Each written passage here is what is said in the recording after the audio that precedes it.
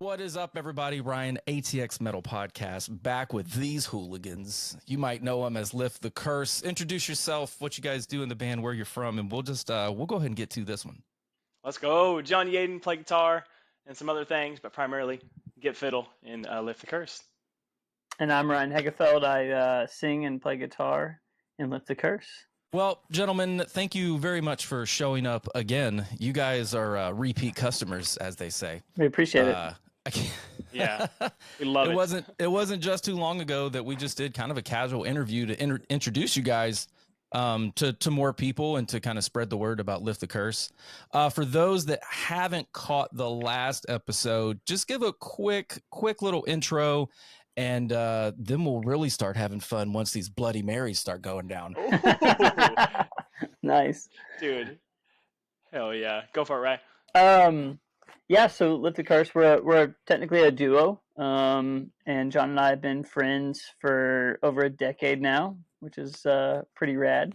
And yeah, we've had musical experiences in the past, but we found that we work really well together, which is why we decided to keep this thing a duo. And we love to write, record, release, and then repeat. That's that process. Man, write, record, dude, that's the name of the episode. Write, record, release. Yeah. Yes. Oh, yes. I love that. It's so good. Words to live by. I'm putting that on a fucking t-shirt. That's Damn our it. next tattoo. Or, Ryan and I are getting matching tattoos. I'll join you. Okay, I'll sweet. fucking join you. Yeah. Tramp stamps. Tramp stamps. Tramp stamps. Write, record, release. Yeah. Correct. I already have one, so we'll just have to put on top of mine. There you go. But a tramp stack. That's it, man. It's called a lower back tat for the guys, in case you're curious. But oh, that's amazing. yeah. So, like I said, I don't want to deep dive on this one because we already have in the past. Yeah. This is for promotional sake for the upcoming 10-year anniversary showcase for the podcast on December 7th at Come and Take It Live. We've got 10 bands of just amazing talent, and I wanted to bring on Lift the Curse primarily for that kind of that hard rock, alternative rock, just shred solo-tastic vibe. I mean, you guys have so much going on in your music. John, what do you fuck, the sentence just left my head. You're doing great. We're getting married. I'm gonna leave it at that, y'all. Golly. I was curious. John, you write all the solos, right? You write all the guitar parts? No, not at all, Oh. actually. Oh, not, wow. not at all. But no, Ryan and I are very split. Honestly, I would say, out of our 50 songs out, we're about 50-50 on who writes and kind of starts each song. And then usually most of our songs, except for a couple, start with guitar riffs of some kind. But in terms of actual solos, I have been encouraging Ryan to solo more and more and more over the last couple of years. So yeah, there's a lot of dual solos sprinkled in there now. Cool. Yeah. I because I feel like I don't know. You know, when guitarists are, I guess as a guitarist, you know, like, oh, I know that person's sound, right? Their tone, their guitar. Yeah. Is there new sprinkled solo magic from Ryan in the new song that's out? Actually, direct hit, the brand new one, no. And actually, funny story about that song, dude, we actually recorded our parts of that song back in 2021. Holy cow. Yeah. So that one's been sitting for a while. So yeah, but no, Ryan, correct me if I'm wrong, but I don't think you didn't have any lead stuff in that one, right? No, that's all John Boy. Yeah, I usually stick to rhythm. He does encourage me, especially here like the past year. He's like, "Hey, I left a spot for you to solo," and I'm like, "Damn it!" And I like to go first because I'm not technical. I'm like that. Like I like writing a solo that I can first of all play. But I try to do like, some melodic type stuff, and then I let him be like the barn burner, so. Dude, speaking of barn burner, you guys are literally just going through Spotify singles like crazy. And on top of that, we told you, man, we weren't kidding last time. Dude, every single album, every single cover is just, it's fucking amazing. Oh, You guys are like one of Central Texas's best kept secret that should not be, right? You should not be a secret at all. Thank you, dude. I mean, dude, the album cover for like Suffer and Survive, Overtake, I'm looking at the Spotify stuff right now on the C discography. Oh, Ryan, you'll love this. It's the Suffer and Survive cover. Actually, both those, Suffer and Survive and Overtake. Johnny, the singer from the Browning, he did the art for both of those for us. See, that makes a lot of sense because I was staring at it. Yeah, and I'm like, okay, this definitely has Browning vibes for sure. Yeah. He's done a lot of stuff. Yeah, he's a homie. He's a really good friend. But he's done quite a bit of art for us over the years. But those two album covers he's done. Well, man, you guys are absolutely crushing it. I'm really fortunate to have you guys on the showcase on December 7th. And the fact that you guys are still continuing to write new music all the way up into, do you have anything that's going to release before December 7th? Because you guys are just, it feels like every week it's like, new Lift the Curse, new Lift the Curse. We love that. We have, yes, we love that you recognize that first off. But and dude, thank you for having us on the show. I was going to be at the show regardless, but when I got that text, I was so fucking stoked. So we sincerely appreciate it and are honored to help, honor what you've been doing for the last 10 years. So. Yeah, and that's kind of the reason. Another reason why I wanted you guys to be on the show is that whenever we spoke the first time, and then just through just talking to each other, the fact that you guys have known each other and been playing together for 10 years, and more. Like that's another reason why I wanted you guys on the show is because we've both been doing passion projects and things that we love for a decade plus. And we're still here trying to support those things by helping out other members of the scene and doing shows like this. What do you think has changed the most personally for each of you over the last decade? And then what do you guys think has changed for, we'll just say, the music industry or scene as a whole? Ooh, right. I know one of Ryan's answers, but real quick, Ryan, I'm the best at deflecting and not answering your questions. We do have a song coming out before that show. We shot a video with Clayton King 2 days ago. So, dude, me and him have been going back and forth, trying to get a hold of each other, trying to sit down because Clayton is just, he's a maniac. Dude's on another level, man. Another level. We love Clayton so much. He's such a good person and good friend and just so pumped on, he just did a 2-week thing. He just shot, I don't even know if I'm supposed to say, but he does tons of filming for tons of bands. We're just lucky to be friends with him. So we get a little time on his calendar, but in 1 week he drove to all these places like Nevada, California. He shot Testament, Animals as Leaders. Who else? There's somebody else crazy in there. He's just, the people he's connected with is fucking stupid. It shouldn't be real, but it is. It's pretty awesome. And he's so humble. Do you think that? Five Finger Death Punch. Sorry, that was the other one. That's the one you forgot. That's the one you forgot. Yeah, dude. His stories are incredible. Yeah. Oh man. So what was it like to work with him? Like how have you guys fostered that relationship and kind of got him? Yeah, Ryan. Please try and describe a video shoot. Man, it's the absolute best. We've been doing like DIY videos and videos with other guys over the years. Love working with Clayton because he's like our hype guy, man. Like while shooting, he'll just be like, yeah, get it, let's go, and it's like a gym instructor, but during a music video, and it's just super positive. He's always willing to go like the extra mile to get something. And so all the success he's had is obviously well deserved. He gets to do that for a living now, and I think it's freaking awesome. Yeah, Ryan, tell him what your favorite part from the other day. Oh, he had one line that he said that Ryan freaking freaked out. It was so funny. We've shot four or five music videos with him now, but he whipped out a new hype man tagline the other day. John was it was about to be his solo in the middle of this song, and Clayton goes, all right, here we go. I felt like we were about to get to the big splash of a water ride or something, or here's the last loop on a roller coaster. Here we go. I felt like an NFL team in a tunnel right before you go out, like the hype music's going and stuff. Like, here we go. Yes. Yeah, it Yes. was freaking awesome. But yeah, great guy, super pro. Yeah, love working with that guy. Yeah, phenomenal human.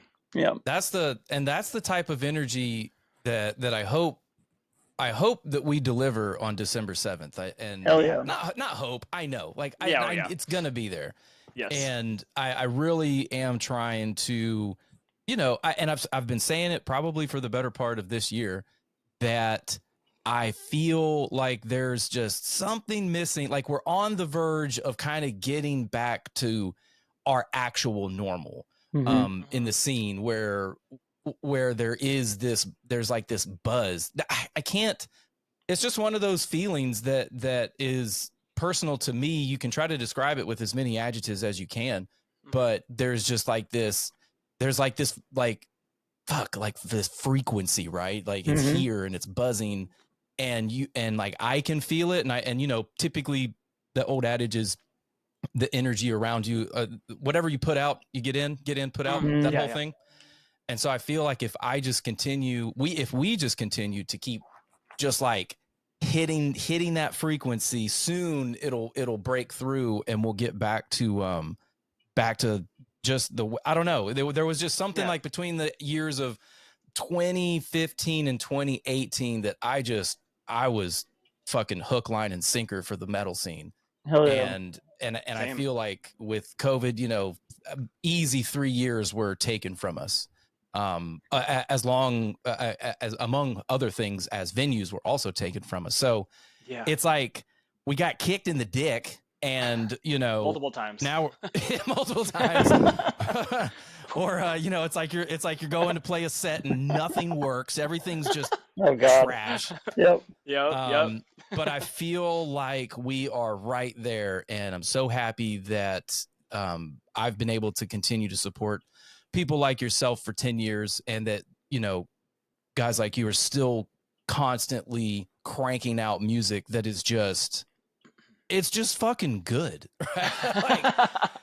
And for that I started my run today, and I started with, I'm doing this thing where I start with a local band, whether it's someone I'm going to talk to or someone that I have talked to, and then I just create a radio station based off that song and artist. And so I started with your guys' newest one, Direct Hit, and based it off of that. And dude, that playlist was wild. It was so much. It was full of just, I was like, where did the gent come from? And then it just switched back over to because every few songs, they'll play one of your songs again. And so I started with Direct Hit, and oddly enough, I finished with Shadow. And the range of music that I was privy to in between was just wild. When you guys go get into the studio, I know, like, you guys, like you said, you guys just write and write and write and write, and you got like so many songs on the back burner. When you come up with a new one, are you like sad because now you can't go mess with this one over here? like, well, oh God, I got another riff. Damn it. Son of a bitch. Dude, actually, you hit on something that's Direct Hit is the perfect example of that. That song, the reason we didn't release it forever was like, it sounds weird, but we don't need that song yet. Like, it was, to be fair, it was going to be like Ryan wrote that entire thing, like as you hear it today. Like we sprinkled some stuff in there, but like the bones of it was exactly how Ryan had it initially back in 2021. So, and it was going to be a song for our last band, actually. That's kind of why we haven't released it yet, is Lift the Curse. It just finally was kind of time, but we just kept writing new ones. We're like, fuck it, we'll release this one first. We'll just keep kicking Direct Hit down the road, and we did that for almost 3 years. So, yes, that does happen. And sometimes we'll write something, and we're like, oh, we really feel strongly about this one. So it'll jump the line, if you will. Okay. Yeah. I could, because sometimes you just riff to riff just to get it out, and then you're like, oh, we'll come back to this. Yep. Yeah, Ryan, what would you say about that? I feel like that's pretty common, where we'll know what type of song we've released. Like, since we release so much, sometimes we're like, okay, we need one of these types of songs next. So sometimes it'll be something like that. I think we gauge it by like what we're the most excited about in the moment too. And actually here, I mean, we've done a pretty good job of this too. Sometimes we have like 2 in the oven. And so like John will be working on, hey, I'm going to work on this one over the next couple of days. I'll be like, okay, I'm going to go work on this one over the next couple of days. And then we like flip flop. And so trade. yeah. And so it's just really efficient. And, I know on the last, show that we did with you, we talked about like kind of our process, but like, since we can do this mobily and we can just send files back and forth, it makes it doable and easy. But yeah, usually it's whatever we're excited about moves to the front of the line for sure. Yeah, like Ryan, we're in our studios right now. Like my computer's back there that I use right in front of his. So just how we do it. Me as well. Like I'm in the oven. All right, I'm over here. I'm in the kitchen. You're cooking. I'm cooking. I honestly can't wait till I can fully to where instead of us doing it via virtual studio, like you'll be here. Oh, that'd be so fun. That'd be fun. That'd be really fun. I can't wait, man. Now, this is where the conversation is going to just move to a little personal note. So there's a couch just behind this camera through the hallway that I want in the studio because it's perfect shape, size, color, looks great. Hasn't really been used that much. It's just more of like, when you build a house and you just have like a spare room or like a loft or whatever. So it just stays up there. Doesn't get much use. So I want to bring it in here and then, kind of take this whole setup and move it around a little bit and just, make it comfy and cozy where we can have a good multi-camera interview at the house. And a part of that, it kind of ties in with what I was saying earlier about, there's this buzz, there was the thing. Part of that is, doing these things in person. Like, you can watch, I don't know how many fucking podcasts these days. I mean, when we started this podcast 10 years ago, I honestly said the words, what's a podcast? Like I didn't even know what one was. And, here we are 10 years later and, still doing it and loving it. Yeah. And so there's an issue with my couch because my wife will not release it from her grips because she doesn't have a futon yet. Oh no. And I'm like, okay.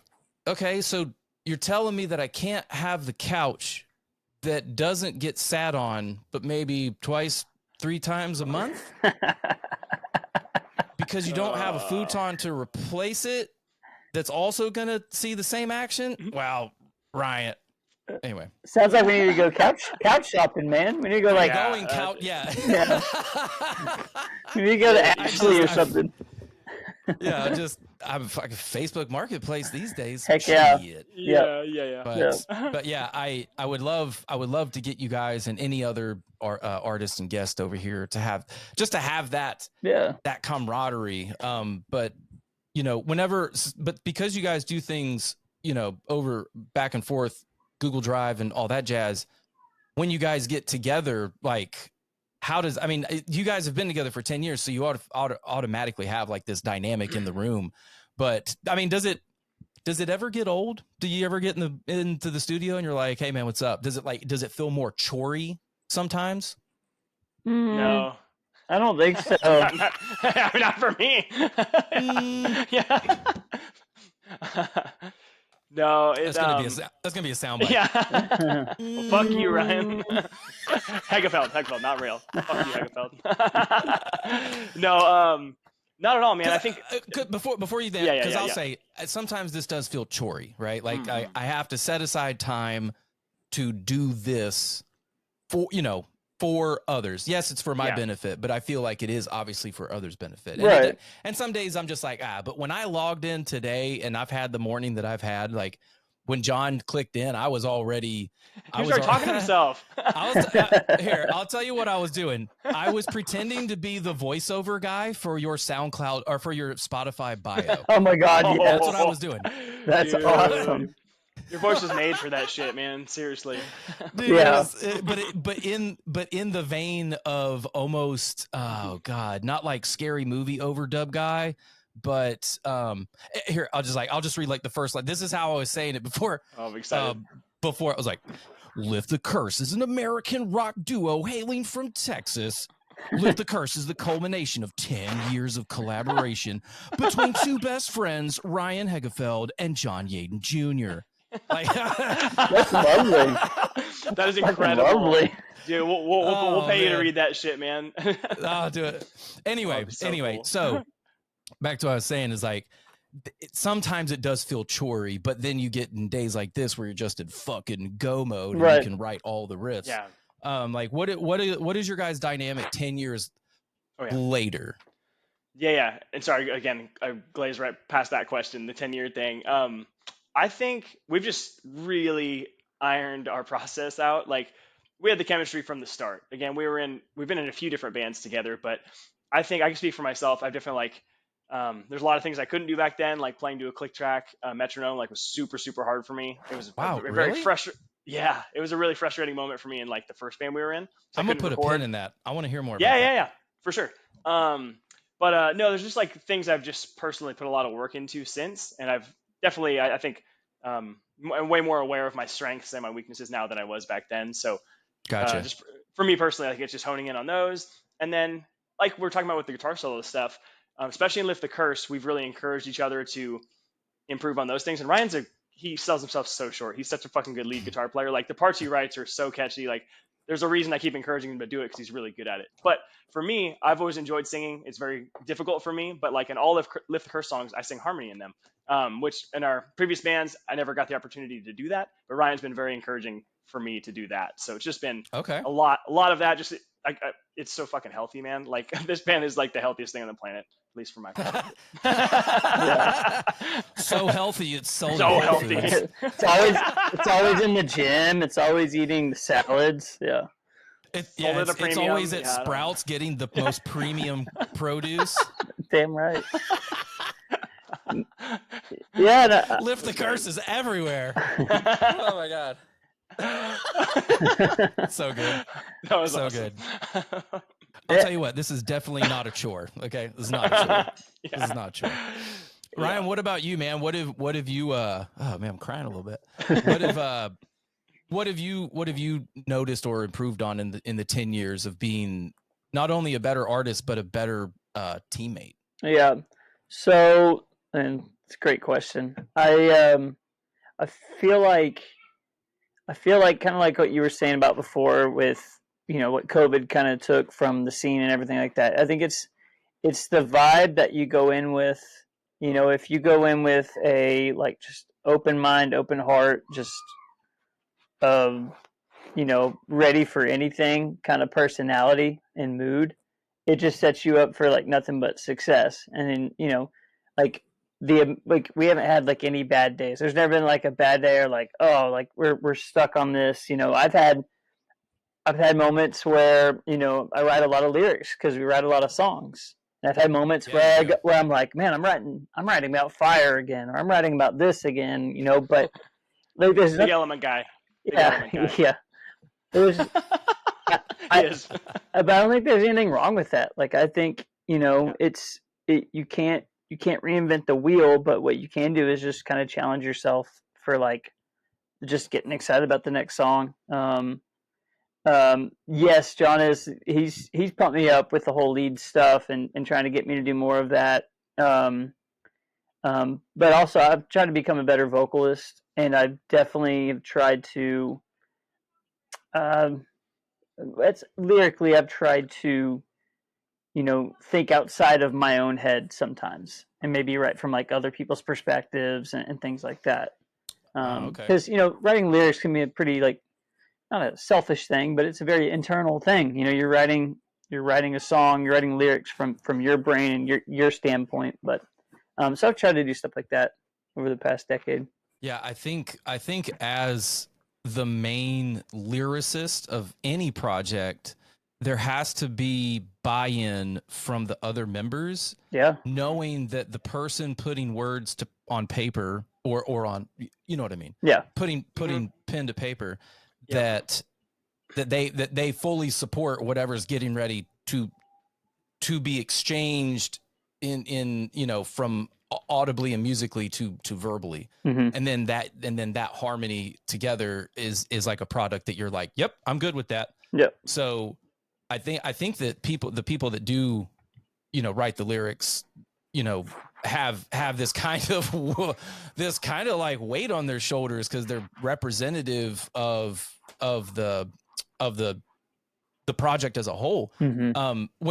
When it comes to, I guess, like making changes and stuff, John, do you ever make edits like maybe use this word or flip this around? Do you ever have any input on the lyrics?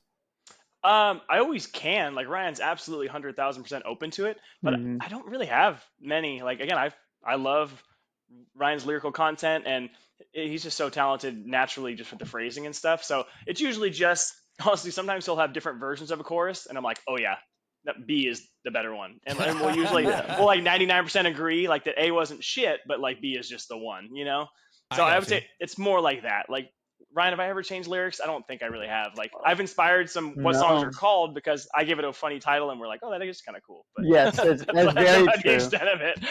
That is very That's true. about the extent of it. He'll say, okay, yeah. Now I got to know Ryan, what's one that has stuck? We've had some that I can tell you some that have for sure changed. Like there's a song right now that we shot the video for with Clayton it's going to be called Wishing Well, but for the longest time it was called Scorpion King. Just because when I was writing the riffs, I'm like, yeah, I feel like fucking Scorpion King. This is sick. Yeah. but like in files back and forth, probably 5 files back and forth, it was still called Scorpion King. Yeah. Like, just so dumb. I was like, would there ever be a Scorpion King from Lift the Curtain? I mean, now I'm just maybe. I'm trying to think of like Rock, The Rock as the Scorpion King, just like shredding. I'm like, what would that sound like? Well, that'd be cool. Yeah, Ryan, what's one that you think of? Man, I was sitting here trying to think of one. I can't think of one right now, but there has been multiple times where he'll label it something like one of his ideas, and then it puts me in this mindset, and I'm like, yep, I'm gonna roll with that right there. I gotcha. Yeah. So it has happened definitely multiple times. Oh, Hegefeld, before we move to a different topic, talk about your humongous lyrical songwriting break that we took a few months ago. Oh my gosh! Remember how long that lasted? I told John. I basically just told him one day when we were on the phone, like, hey, I think maybe after this song, whatever we were working on at the time, I think after this one, maybe I could take like a couple months off, like not writing lyrics. Maybe we'll do like a cover or something like that to release to kind of like keep the content flowing. Yeah. Because I had this great idea. Yeah, I had this thing in my head where like, hey man, you're running out of things to write. And then I forget which song it was, but it was instantly like, yeah, we're not taking a break. Like it took like 2 weeks. And I I write stuff. I get ideas and I write stuff down on my phone. And I just I think I called John back and I was like, hey, I got an idea. And the drought is over. Yeah, it was not a very long drought. All of 2 weeks. Darn. Man. Yeah. Where's the rain? Yeah. Oh man, that's great. Time. I want to circle back to that. John, you said you had issues with the metronome. Oh yeah, Ryan. It's one of my least favorite musical moments ever. It's double sided because it's like I hate the memory, but it was a huge inspirational like catalyst for me. So I'm thankful for it too. I would have never thought a metronome would have been the enemy of a guitarist. That just or something shouldn't have been someone to keep rhythm, right? So. Yeah. So it's funny. All of my like best guitar player friends, for whatever reason, were drummers first. Ryan's an example, but I know a lot of others where they were like drummers first or had some kind of rhythmic upbringing, and they're really good at rhythm. For leads, whatever, just in general. I never did. I was the exact opposite. So I just started playing and wanted to start playing fast when I was like 13, and so I just kept like running away, and it was so bad at time for a long time. So I've had to backtrack over the years to get better at rhythm, still work on it every day. But so it was our first band we were in. It was called Pilot, then it was called Alien. But we went to Orb Studios, South Austin. I think it's Dripping Springs or South. It's a really nice studio. Mm-hmm. It was like the first real studio I've ever been in. At that band, fun fact, Ryan played drums in that band. Mm-hmm. That's the guy that played for Blue October? Yeah. Matt Nevesky. Yeah. Yeah. Yep. I've got an email somewhere in my archive that probably has not been responded to from him. Hey, Matt. Really? let's chat. Call him out. Call him out. Calling you out. That's funny. No, I'm That's pretty sure he's like mad amazing. busy, and he's like, "Fuck this guy." Yeah, Anyway, that's amazing. yeah. So, anyways, this is literally back in probably a year after I moved here, so 2016 ish, I think. Or no, sorry, 2013. 2013, 2014. But anyways, went to this really nice studio. And yeah, I went to record some guitars, and I just couldn't play to a click. And it was just super embarrassing for me. I was like, this fucking sucks. Like, this is a cool opportunity. Like, I'm shit. I need to learn how to do this. And we had a good buddy, Dusty Saxton. He played for Granger Smith for a long time, drummer. Good friend. Like, we still know him to this day, but he was really good friends with Deuce Swanier, who was our third member of our last band. A lot of history. But yeah, Dusty was there. Other friends were there. It was just so fucking embarrassing. And I was like, I will never let this happen again. So left there, and yeah, just like always look back at that as I've been to another studio since, actually more recently, and the experience was way better. But no, I just, in that moment, I was like, I will never let this happen again. And I have a picture, I'll share with you, that I have a picture from that exact moment that I'll like never forget. And every time I see it, I'm like, that motherfucker. So, but you can play to a metronome now, right? Oh Yeah, like live we play metronome. Like I love the metronome now. Metronome is my best friend besides Ryan. Yeah, exactly. You know, absolutely love it. But it's just yeah, that was like the moment where I'm like, oh, gotta fix this. That's crazy. So, just have like one of those like shit your pants moments. You're like, fuck. Pretty much. Yep. Yeah. It was just super defeating. I remember that drive home. I was like, sucks. But it was a good kick in the ass for sure. Yeah, man. Everybody needs to catch an L every now and again, just to, I agree. you know, stay humble and realize, you know, well, I need to improve here, or it may prove out like maybe this isn't for me, right? You yeah, know? 100%. Doesn't matter how the L's caught. It's how, that's what you do. How it's responded to. Yeah. Oh man, Yeah. Such a good time. So, again, I'm so happy that you guys are gonna be on the show on December 7th. Come and take it live with like literally all homies. Like, it's so crazy. Whenever there's a locals only show, I really do enjoy seeing other locals show up that aren't even playing. They're just, you know, just there. Yes. Do you guys? I feel like I'll have to admit I haven't been to a show in like maybe like a couple months. But I've just been dead set on, you know, promoting the shit out of this thing.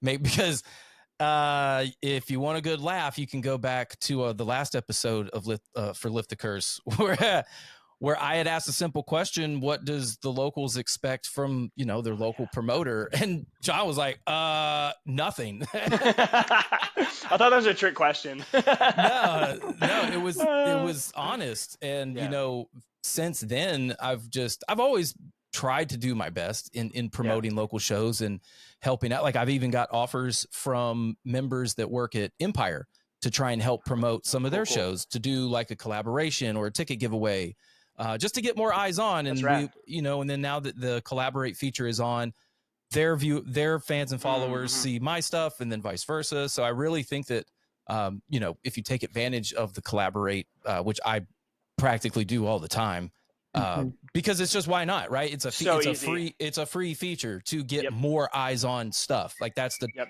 win-win for both, you know? Yeah. And it's also like the bane of our existence is that we have to do these things to like check these boxes and just hope that we can get 200, 300 people to a locals only show, right? Like, it's just out as big as Austin is, I feel like every local show should be minimum 150, 200 deep on any given night at any given venue.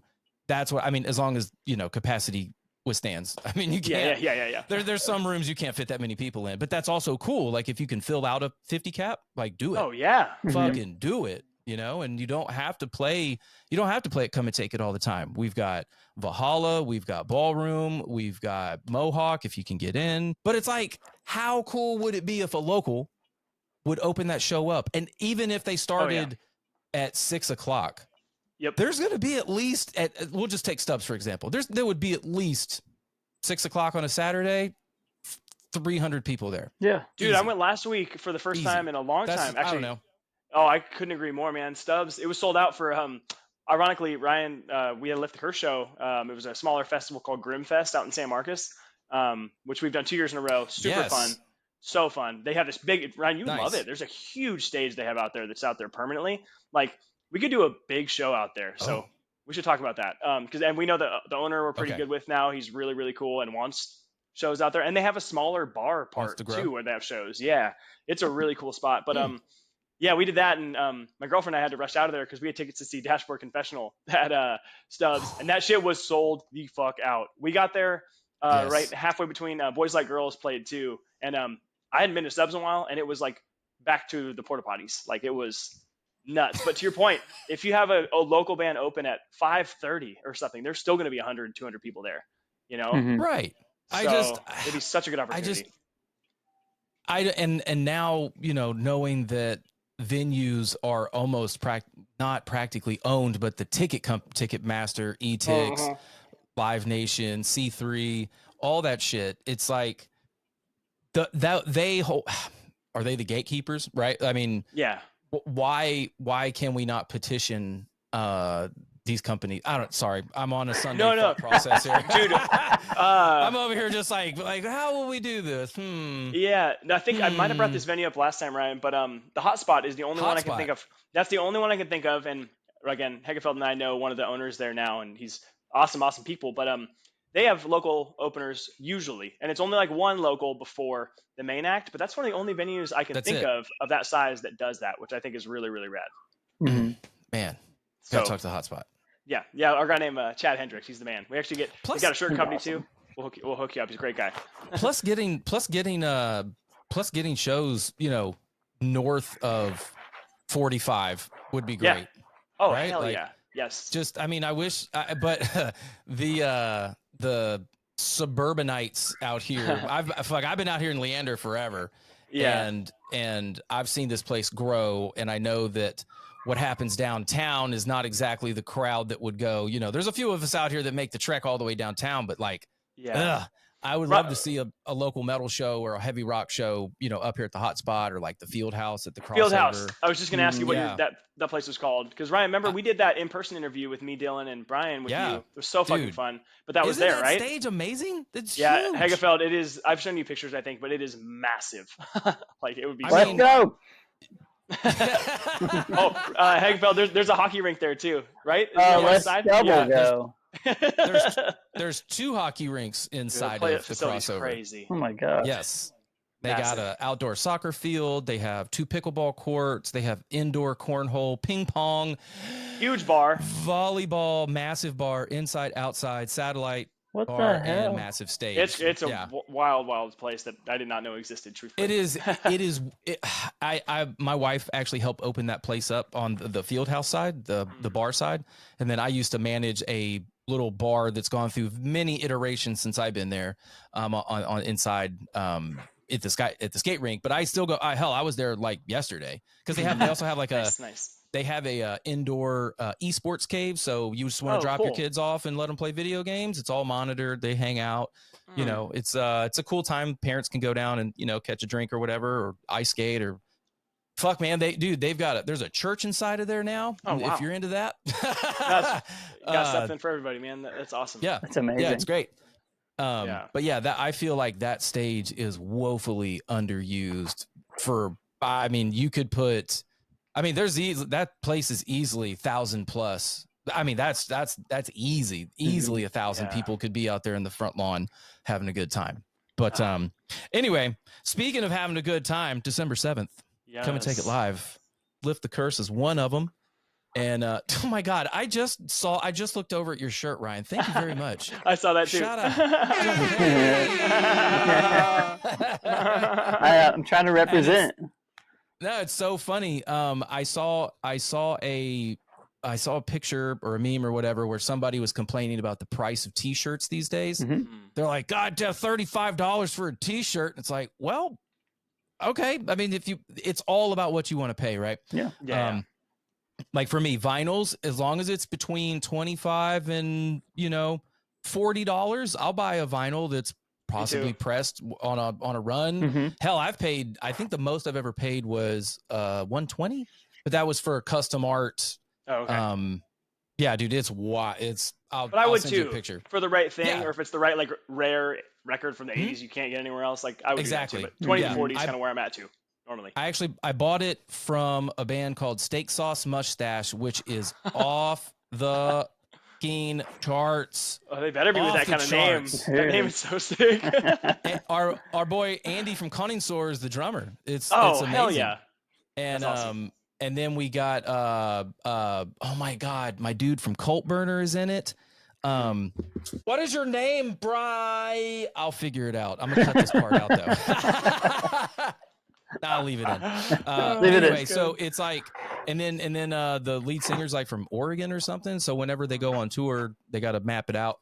But I bought a vinyl that it was a one-off. There will be no other one past it, and I'll send you a picture of it. It had like a cool insert. But anyway, God, man, I'm doing this thing again. The shirt that he is wearing, it will be for sale for $10. It is my exact cost on that shirt is $10. Oh, that's awesome. So I am literally making no money on it, and I want people to have. I mean, I want people to have a good product, right? Mhm. Like, Hell yeah. you know, I bought them for I don't know when. I bought 1,000. Was it 1,000? Fuck, how many did I buy? Anyway, I bought a lot. that is a lot. I bought a lot of t-shirts, and because I knew I was going to at least get 10% for marketing, right? Just handouts, just for band members and whatnot. Because that's how we do business around here. Yep. Speaking of which, we're going to give you one of these too. Do you want black or gray? And what size are you again? That medium. We just got these. Okay. Yeah. Yes. And then we got the gray. The quality's awesome too. Yeah. But yeah. I got. We'll give you both if you want. But yeah. Nope. Okay. Gray. Yeah. We all have a shit ton of black shirts, right? Duh. Yes. We all have a ton of black shirts. My closet hates me. But no, man. So those t-shirts will be, and I'll have tank tops too.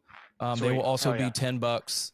And I'm just honestly selling them for cost. I'm not making any money. It's just to give back to the community, so you guys can, whoever wants one can have one. Plus, I think I'm raffling away a pair of acoustic panels. Oh, cool. And there was something else that we're doing. Oh, beer pong. We're gonna have beer pong there. And are you serious? Yes. Where? We're partying. Let's go.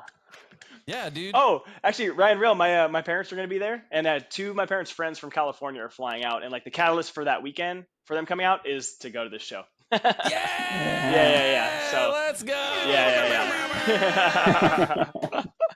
So this is what I'm talking about. This type of energy. I know that it can't happen for every. I mean, it can happen for every show because every show has its own vibe, its own. Its own story, its own journey, the people that are, the people that put it together, maybe the same people that put mine together or yours next one or your last one or one from 2 years ago. But, it just takes more than a couple clicks and shares on social media to get a real fucking turnout. You know what I mean? Like there's gotta be hype. There's gotta be buzz. You gotta hit them with the FOMO. And that's what I'm going to do. Like I'm going on UT, putting up flyers for specific bands because I feel like their demographic shops there, goes to school there. Hey, both. Hey, if you're going to school there, you're shopping there. Yeah. That's true. Yes, that's true. But yeah, like I sent some of your information to a record label executive in Dallas, just to like, hey, you guys should come down and check this band out. Also the other 9, but this is more your portfolio. Yeah, dude, I want it to be worthwhile. Like if we're celebrating 10 years, let's fucking celebrate, right? Yeah. Amen. Let's party. So anyway, dude, we're stoked, man. Thanks again for having us. Like again, I was absolutely not blowing smoke, honored when you texted. I was like, fuck yeah, we appreciate it, man. that shit. I'm equally as honored. I'm equally as honored that the bands that I've thought about putting on the show are all in. They're all in. Plus, dude, we're starting out the show with like the next generation of musical talent with Kate and the Crushers. I've yet to see them play. Same. I've literally just seen this group on Instagram, and that's it. That's it. Yeah, I think me too, actually. excuse me. And I have been in talks with the band manager, which I believe is the dad of two of the members, which makes sense. So we have a interview scheduled at their studio. We're going to set up some cameras and do some stuff. I've got an interview set up at Pouch Six Studios, the professional podcast studio in the North Austin location. I'm going to talk to our boys in Rain. So we got that one off the list. Hell yeah. The only ones I'm not going to be able to get a hold of, I think, are God Hand. But oh, dude, real quick, Kate and the Crushers. I knew that sounded super familiar. Ryan Hegefeld, they played a couple bands before us last year at Grimfest. So, Rail, what we played last weekend, they played last year, and they were fucking awesome. They did like. I remember them doing a crazy, I didn't mean to say crazy, an amazing version of Crazy Train. And they did a bunch of other cool fucking covers. But they were really, really good. And I was like, dude, these kids are so talented. Yeah, so. I'm really looking forward to having them on. That's right. And kicking the show off, and like if they cut their teeth at 11 and 12 and 13, right, opening up the shows, by the time they get in like their late teens, early 20s, they're somewhere like in the bill around like third or fourth. Yeah. Like we've been opening shows for a decade, guys. Like, come on. That's awesome. I'm looking forward to talking to them. It's going to be great. But anyway, I'll stop taking up your time. We've been, goddamn, almost an hour. It doesn't feel like that's what we do, man. Final shout outs and where everybody can find you and support you online. Oh yeah. Lift the Curse everywhere at Lift the Curse Music. And Ryan Rill hit it on the head. We release a lot of music, about new single every month right now. Just released a song called Direct Hit. And we probably haven't set the release date, but we'll most likely have a song called Wishing Well come out probably the week before the show, to be honest. So look out. Yeah, Lift the Curse everywhere. And Hegefeld, what do you got? Ryan, we love you, man. We're excited for the show in December. Yeah, that's my shout out. I'm excited to play beer pong. I'm excited to get a shirt. That's what I'm talking about, man. Yeah. I feel like if we just bring the party back, then, and I'll just say this before I close. We went to a Halloween party at some random, literally like in the middle of nowhere, 183. Like it was out there. And me and my wife were just kind of walking around, didn't really know anybody, kind of said, hey, this, that, and the other. I mean, we knew 2 people there, but there was at least 50. And we were just kind of sitting down and they started folding out this table. And I'm like, oh my God, they're about to play beer pong. As though I haven't played beer pong ever, right? Which I feel like I'm pretty good at it. I'm better at Flip Cup though. Flip Cup is my game. Yeah. But yeah, I just started watching them play beer pong. And then my wife is like, hey, let's play. And it just felt like this rekindling of spirits. Just, you know what? We're at a Halloween party. We Ubered here. Why are we being adults? Let's fucking party. Let's start playing beer. And I was like, I wonder if I can play beer pong at Come and oh, hold on. I was like, hey, Anthony, can I play beer pong at Come? He's like, of course you can. I was like, yeah. Oh my God. That's awesome. Dude, where's it going to be? Upstairs or down? Upstairs. Upstairs. That's where my head went. It's perfect. Yeah, I think we're going to keep upstairs. I would love nothing more than to play beer pong in the middle of the floor while there's like a circle pit going on. I also thought that. That would be fun. Also dangerous, but then it would add just this other level of like unknowingly like, is he going to make it? It gets so slippery. Just think about that. Just like the mosh pit just slipping all over the place. But anyway, so like that's the thing, or like maybe have a beer chugging competition in between sets. Like let your mind run wild with what you think is gonna happen, and maybe the bar is your oyster. The world, the bar, but also the bar. We love your passion though, because it's like you want to make shows fun. It's good, it's you're there for a good time, and good vibes, man. We're excited. Yeah. Oh, and then the other thing, we're still looking in the legality. I put it in the thread, but I desperately want to set up a table on 6th Street downtown on a Friday or a Saturday night and just promote the show and have my rig set up interviewing like whoever. I don't care. Well, I do care, but that's cool. That's really cool. That is really cool. But yeah, I just feel like it would be this, like, I've I've never seen anybody do that. But then again, I'm not downtown all the time. I'm not actively researching it. But I just thought it'd be a cool little marketing trick to have just a fold out table from fucking Walmart or whatever, couple of chairs, couple of 4, 5, 6 people just hanging out, and people are naturally going to be like, what is happening? What's going on? Yeah. What is going on when they, and I mean, and obviously, podcasting these days, everybody's got a podcast, but I mean, some very notable podcasters are in the Austin area, such as Joe Rogan. Sure. I mean, it's not a hidden secret, but when people see other people with microphones on downtown in a live setting, they just get naturally curious because everybody wants their little 15 minutes of fame, right? They come over and sit down and just really, like, I thought it would be a cool idea just to have, I mean, I know we're going to have our ass hats and people that are just going to say shit, but through the editing process, we could make a pretty good episode. Of just maybe getting some, like, hey, I mean, honestly, here's a scenario, and then I'll end on this. We're all sitting at the table. Maybe not all of us. Maybe John's down there with me, and we got maybe another couple members from the bands.